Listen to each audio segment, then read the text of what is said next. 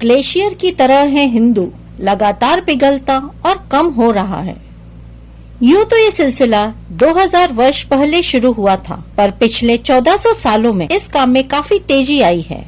हम दूसरों पर इन सब का दोष मढ़कर खुश हो जाते हैं, पर अगर गहराई में जाएंगे तो पाएंगे कि सनातन का पतन का कारण अन्य बाहरी तो कम, सनातनी ज्यादा हैं।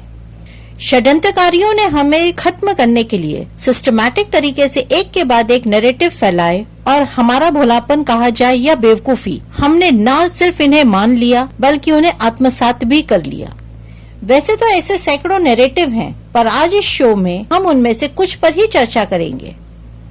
रस खान पहला व्यक्ति था जिसने योगेश्वर भगवान श्री कृष्ण को माखन चोर, रासलीला करने वाला कहा था। शुरू में तो यह सिर्फ गलत शब्दों का इस्तेमाल करता था, वह तो बाद में सनातनियों के दबाव में उसने अपनी शैली सुधारी। वह एक मुसलमान था और उससे कभी इस्लाम या उसके विभिन्न पहलुओं पर कोई कविता नहीं लिखी। हमें यह बताया जाता है कि गीता लोगों को संत बनाती है, पर महाभारत पढ़ने से घरों में क्लेश आता है। जबकि सच्चाई यह है कि भगवान कृष्ण ने अर्जुन के माध्यम से यह बताना चाहा है कि मनुष्य को हमेशा सच्चाई का रास्ता ही अपनाना चाहिए और शांति व प्रेम दूसरों के लिए रखना चाहिए। शुरू से ही इतिहास और समाज शास्त्र की पुस्तकों के माध्यम से एनसीईआरटी ने यही एहसास कराने की कोशिश करता रहा कि हिंदू कमजोर और डरपोक थे, इसलिए मुस्लिम आक्रांताओं से हार गए। अपने एजेंडों को पूरा करने के लिए एनसीईआरटी में बैठे अर्बन नक्सल सिलेबस में रखने के लिए इतिहास के बीचों बीच में से उन्हीं हिस्सों को रखते थे जिससे उनका एजेंडा पूरा होता है। भारत में इस्लाम किस तरह से फैला है, इसके बारे में तमाम इतिहासकारों ने विस्तार से लिखा है। यहाँ तक कि मुस्लिम स्कॉलर जो पर्शिया, मध्य एशिया आदि इलाकों से आए थे, इसी सच्चाई को लिख कर गए कि मारकाट का जो दौर मीर कासिम ने शुरू किया था, उसका अनुसरण हर एक मुस्लिम आक्रांता ने किया था।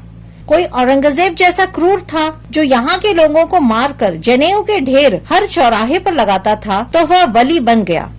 कोई अकबर जैसा था जिसने अपने सेनापति के कहने पर राजा हेमू की हत्या गला रेत कर 14 वर्ष की उम्र में ही कर दी थी, तो सिर्फ इसलिए कि उसे गाजी की उपाधि लेनी थी। पर हमारे इतिहासकारों ने उसे महान बनाने में कोई कसर नहीं छोड़ी है।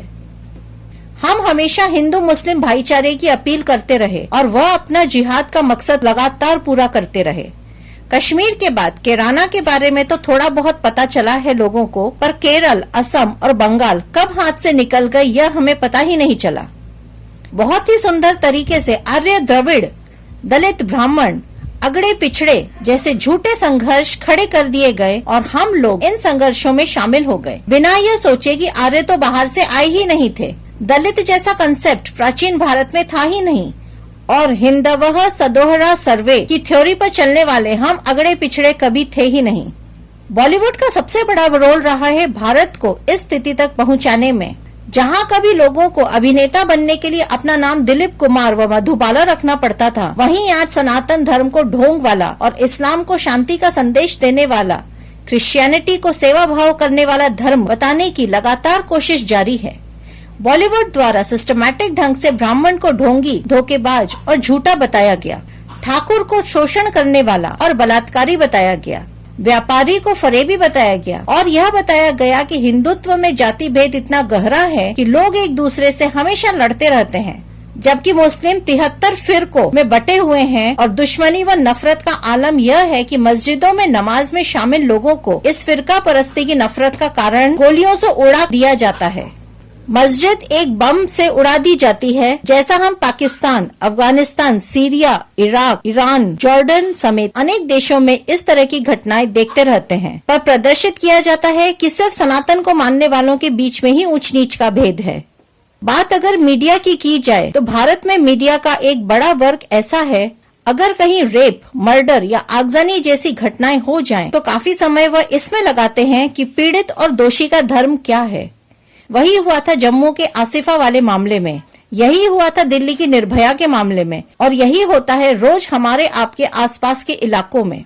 पीड़ित अगर अल्पसंख्यक है तो बस मान लीजिए कि मीडिया की उस वर्ग का तो धर्म है कि उसका इतना प्रचार प्रसार किया जाए जिससे कश्मीर, केराना, असम और केरल को भूलकर लोग यह मान लें कि भारत में बहुसंख्यक अल्पसंख्यकों पर जुल्म करते हैं।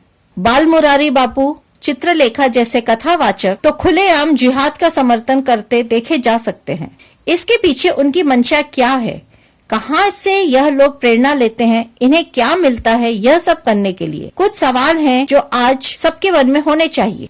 हिंदुओं के लिए हिंदू कोड बिल जब नेहरू ला रहे थे तब उसका सबसे अधिक विरोध सरदार पटेल और डॉक्टर अंबेडकर ने किया था। फिर पटेल की मृत्यु के बाद नेहरू ने अपनी इच्छा पूरी कर ही ली। यहाँ समस्या यह है कि चाहे सरदार पटेल हो या डॉक्टर अंबेडकर, हर नेता का साफ साफ कहना था कि बजाय अलग कोड जैसे हिंदू कोड, मुस्लिम लॉ आदि बनाने के कॉमन सिविल कोड देश में लागू होना चाहिए। पर नेहरू का एजेंडा ही कुछ और था, इसलिए उसने यह बात कभी नहीं मानी। यही हाल हिंदू जनसंख्या को कंट्रोल करने के लिए किए जाने वाले प्रयासों में भी देखा गया। उन्हें तो हमारे दो की घुट्टी अच्छे से पिला दी गई और उसका असर आज खतरनाक डेमोग्राफिक संकट के रूप में देखा जा सकता है। संयुक्त परिवार जो भारत के सनातन की रीढ़ की हड्डी हुआ करते थे, उसे भी सुनियोजित ढंग से खत्म कर दिया गया। आज के इस शो में हम आपको एक बात और बताना चाहेंगे कि हमें बहुत ही चतुराई से यह समझाया जाता है कि सनातन को कोई खतरा नहीं है और जब 1000 वर्षों की गुलामी इसे खत्म नहीं कर पाई तो अब कैसे खत्म होगा। हम मान भी लेते हैं वामपंथियों के इस नैरेटिव को और अफीम के नशे की तरह निश्चित होकर सो जाते हैं और आने वाली आपदा से मुंह मोड़ लेते हैं। आप अब किसी की बात मत मानिए। बस आजादी के समय देश की जनसंख्या में विभिन्न वर्गों की जनसंख्या का क्या प्रतिशत था, उसे आज के हिसाब से तुलना कीजिए। आपको यह पता चल जाएगा कि अगले 25 वर्षों में सब कुछ आपके हाथों से निकल जाएगा। हमारा उद्देश्य आपको किसी लड़ाई के लिए तैयार करना बिल्कुल नहीं है। हम तो चाहते हैं कि आप जनसंख्या के इस खेल को समझ जाएं और यह बात मान लें कि आपका बच्चा अगर अकेला होगा तो वह कमजोर भी होगा और आप भी उसे निकलने भी नहीं देंगे। अच्छी शिक्षा, अच्छी परवरिश देने के बहाने को भूलकर आप यह सोचें कि अगर यह दुनिया में रहेगा तभी शिक्षा, परवरिश, संपत्ति सब कुछ काम आएगा। हमारी इस वीडियो को देखकर आपके मन में कई विचार आएंगे। हम यह चाहते हैं सनातन फाइल्स के माध्यम से आप आपके विचारों को कमेंट में लिखें और आगे आप किन विषयों पर वीडियो चाहते हैं उसके बारे में भी कमेंट में हमें बताएं। इस प्रकार की और वीडियोस को लगातार देखने के लिए सब्सक्राइब करें सनातन फाइल्स।